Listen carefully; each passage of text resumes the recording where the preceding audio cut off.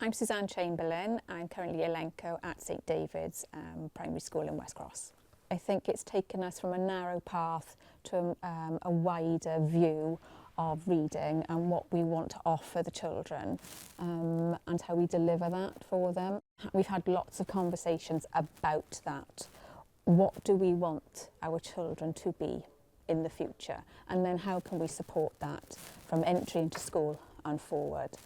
We've always taught in a phonics heavy direction and used lots of different schemes in the past.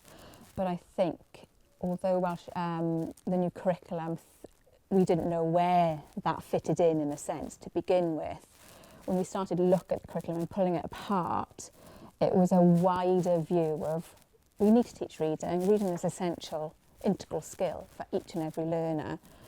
But actually, it's not only about literacy, it's about wider skills as well. So it's really given us a freedom to look at reading and what it means to us as teachers, and therefore what it's going to mean for the learners in the future. It's the enjoyment of reading which has really taken our gaze now from the narrow teaching of phonics into how can we develop them into lifelong learners for enjoyment. We've looked at several different ways of introducing books. In foundation phase, we've always been heavily storybook based and basically hooked the learner in. The hook is the book. Our topics have been surrounded by the literature and enjoyment and love of reading. So what we did, particularly in the last academic year, is that we've provided opportunities for the children to go down to the local library. I should say the cohorts of children into our school have changed dramatically over the last 2 years. So we've had to alter the way in which we look at teaching across every subject, but particularly in reading. So offering them the opportunities to look at libraries and go down libraries, developing our own library ourselves. So we've taken the corridor, which was basically a very empty, useless piece of the school building, and used grants and different resources to be able to sort of create that into a really enjoyable, lovely place for the children to go. What we've also looked at is the importance of reading novels to the children, us modelling for them, not just reading them and getting each child to read, but us actually taking the lead. This is how the intonation sounds, this is what it means, this is how you stop, this is how you pause, this is how you add in a voice, so that they are learning about the enjoyment of reading. It's all about the training, really, and the importance that literacy has had on our school development plan. Reading is a priority at the minute, and the enjoyment of reading and the development of that language through the reading. So it's very much about accessing external people to come in and develop our understanding of that. Our literacy coordinator has been on sort of national programmes to look at entomology as well as reading for pleasure. But crucially, it's about keeping it as a priority and always coming back to that training and making sure that we're on the same page, that we're teaching it in the same way, and that there's a progression to how we're teaching it and a real understanding of how reading needs to be essential for everyone and how we go about that. And developing that love of reading from us ourselves. So we'll work with our consortium sometimes, and they will deliver books. But we've also joined schemes, the emotional literacy scheme as well, where we did books throughout the school that sort of looked at that emotional side of it. But generally, we'll pick and mix from our own knowledge and do an awful lot of research ourselves into what's working. We'll use Welsh Government tools as well to sort of, particularly for the Nigerian children, what books so we can actually appeal to them and their own heritage, as well as developing our own Welsh heritage. So we're constantly on the wheel of reinventing things.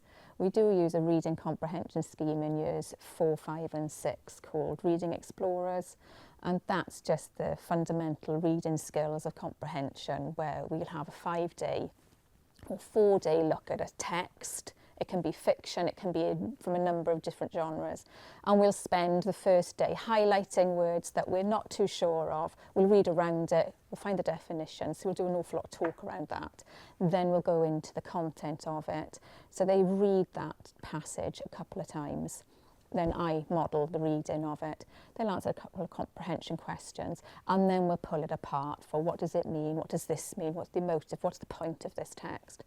So it's they're building the skills in quite a direct and explicit way to enable them then to move forward and use it critically when they're doing their own reading. We support learners before they start reading, primarily by using nursery rhymes and using fun in language, and getting them to have that sort of confidence and enjoy language and rhymes. So develop the love of language, I suppose, and develop their oracy. And then we develop that through signs and symbols. They'll often recognise Tesco's before they actually know what the word is, and McDonald's. So it's, you know, it's recognising that and celebrating that for the children. Say, yes, absolutely, that's that. And it's then sharing and modelling as many stories as you can and giving them the opportunities to sit, handle books, look at the letters, look at the words. We have used a scheme in the past called Immersion in Phonics, where even the nursery children will look at a letter and they'll do a huge amount of work around that sound, and lots of different words for that. What does that word mean? And they'll use it all the time, and then they'll move on to a different sound. So as well as that, the phonics does come in at that stage, but then we just pour an awful lot of experience with nursery rhymes into them, and then storybooks, and then giving them the opportunities to go read, sit and experience a book together with older children, and with the teacher leading and modelling. And usually every topic has a number of books that supports the learning for them. So they'll read the book and then they'll go and do a learning activity based upon that, developing the skills. So a bit further along, we employ a scheme called Read, Write, Inc, and it has worked very well for us. It doesn't work for all learners, but the majority of learners within our setting, that's where we start with, and it's a very systematic, quick, daily approach to teaching the reading of phonics. We've always taught phonics, but as I say, it doesn't work for all learners. So in that case, we'll use other things like pop art. We'll use just getting them to read in different contexts. So if they've got a favourite video character and they prefer to do shapes of words, then we'll do the sort of keywords on those to develop an interest, to get them captured and interested first and foremost. So it's sort of throwing lots of different things, working out what's working and what's not working, and trying this and trying that. So although the scheme is working and we do track it quite rigorously and we make sure we stick to it, we've got lots of different things that we can do to support other learners that don't follow that trajectory. Well, the Read, Write, Inc scheme supports that holistically, really. That is the scheme that we use for teaching phonics. So in terms of each phonetic letter is taught in a system, and then they're assessed quite regularly, and then they'll move through different groups. So it starts off with your basic sounds, and then it moves on to digraphs, trigraphs, and then all of the different consistent and inconsistent sound patterns and spelling patterns of those words. So it will capture them from a young age, so reception, and then it will sort of take them through to year 2. But there are a couple of children that will need to access it at later stages as well. The challenges we find are parental engagement currently, and the understanding of what we're doing and how we're teaching it and why we're teaching it in this way.